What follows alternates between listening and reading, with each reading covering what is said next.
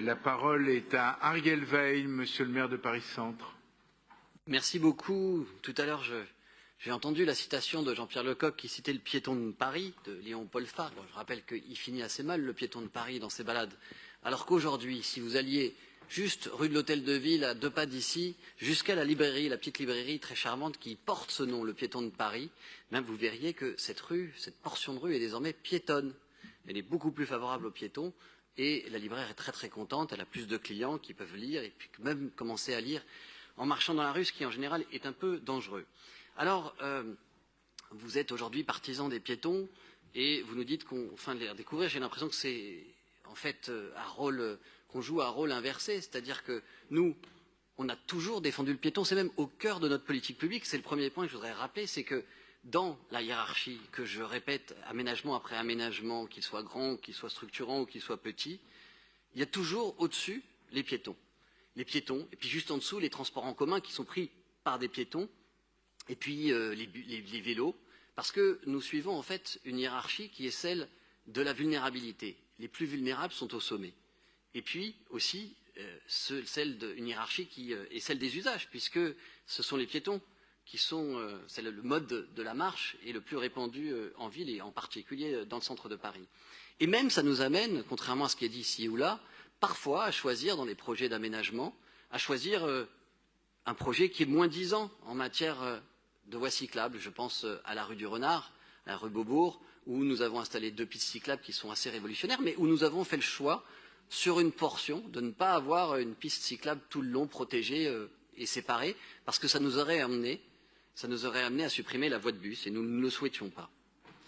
Et néanmoins, les deux modes de mobilité que sont la marche et le cyclisme sont en croissance parce que la réalité est qu'ils bénéficient tous les deux de la réduction de la place de la voiture, une réduction à laquelle nous avons parfois du mal à convaincre votre groupe de s'associer.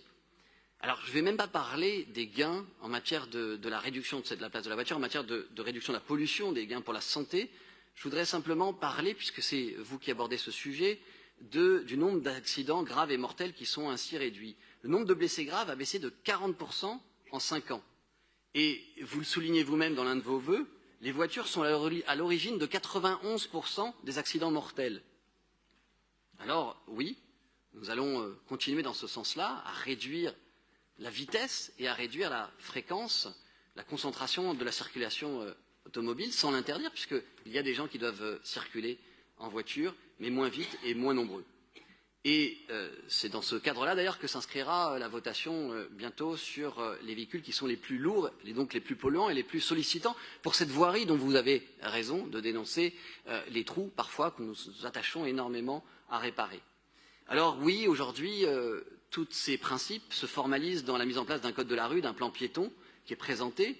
Moi, je suis comme vous, je préfère toujours les actions et les livraisons au plan et au code, mais quand même, ils permettent de diffuser, de cranter. D'abord, ils permettent de discuter, d'avoir cette discussion et de reconnaître qu'on est quand même, au fond, malgré des votes qui ne l'indiquent pas parfois, tous d'accord sur cette priorité des piétons. Ils permettent de clarifier des règles pour la protection des piétons, d'améliorer la visibilité, la lisibilité des passages piétons, de déployer des dispositifs expérimentaux partout où c'est possible, comme l'éclairage des traversées piétonnes, par exemple, qui je retrouve dans un vœu alors que nous sommes en train de le faire.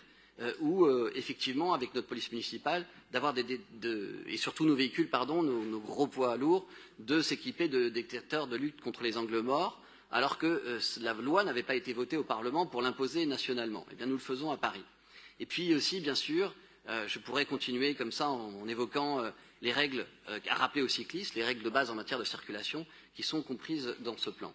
Mais vous avez raison de citer d'autres pistes, et notamment ce qui se fait dans d'autres villes. Et moi, je suis toujours prêt, avec David Béliard, avec d'autres ici, à tester ce qui peut se faire pour protéger davantage les plus vulnérables.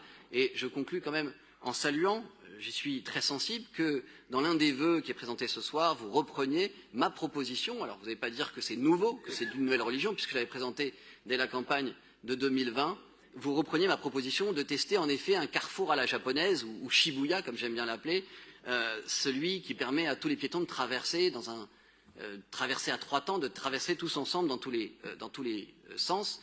Et c'est ce que j'ai proposé effectivement que la ville étudie pour le carrefour, vous savez, de la place du Châtelet, que nous sommes en train de transformer à la faveur de la réouverture des 2 théâtres après travaux pour la rendre beaucoup plus piétonne. Elle est assez hostile aux piétons aujourd'hui, elle le sera beaucoup moins demain, et je me félicite de savoir que je pourrai compter sur le soutien de l'ensemble de cette Assemblée. Je vous remercie. Merci beaucoup, Monsieur le maire.